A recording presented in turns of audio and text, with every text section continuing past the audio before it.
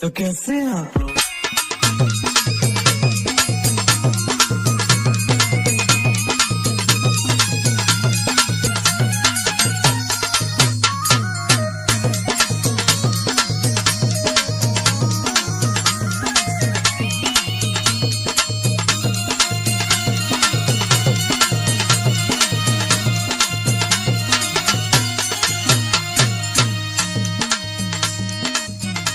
अरे ये दादा दादा ये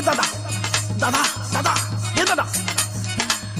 अरे रुका दादा दादा कर रहा है भी कुछ बोलेगा कि खाली दादा दादा कोई के ससुरा हमार माता जन का आईडी होगा बोले थोड़ा बोलो तो। सुना ये दादा एगो बात सुना ना। अरे सुना वो का बक्का हमें सुना। बनाओ तनी खैनी सुन बुढ़ऊ दादा हो बनाओ तनी खैनी।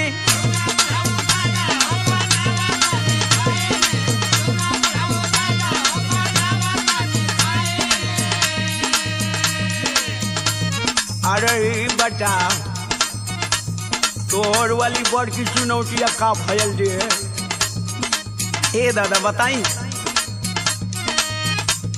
मेहर ना चुनौती देले धैले बाबे चैनी बनावा तनी खैनी।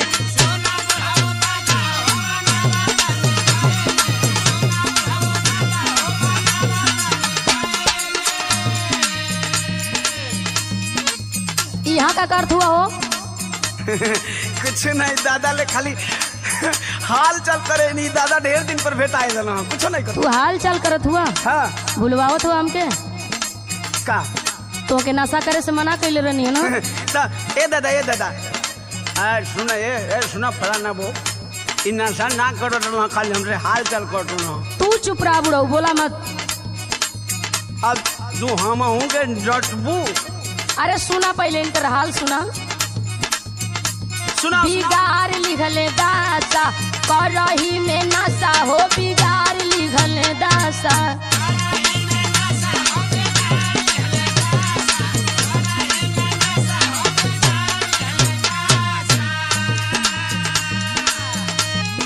हीरो जैसन लागत रहला हो गईला बतासा, बिगाड़ लिहल दासा।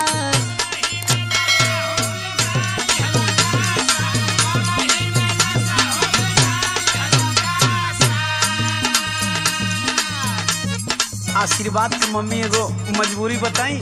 अब भूलवा मत हमके। सुनू का सुनाओ तो बोला। आदत धराई दिहले साथे के संगतिया। अच्छा ये कैसन आदत है जवन छूट ना सकत है?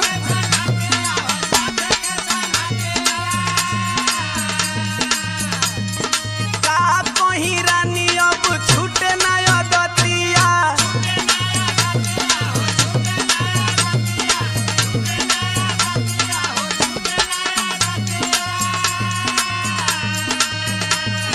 दारू गांजा बिना अब दिन हम भइनी बनावत तनी खैनी।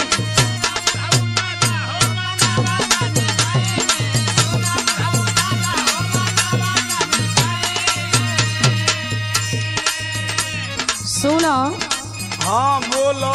यही नाशा के चलते घर में कतना कतना बवाल हो गई। का बवाल भइल बरे? सुनो, का सुनाओ तो।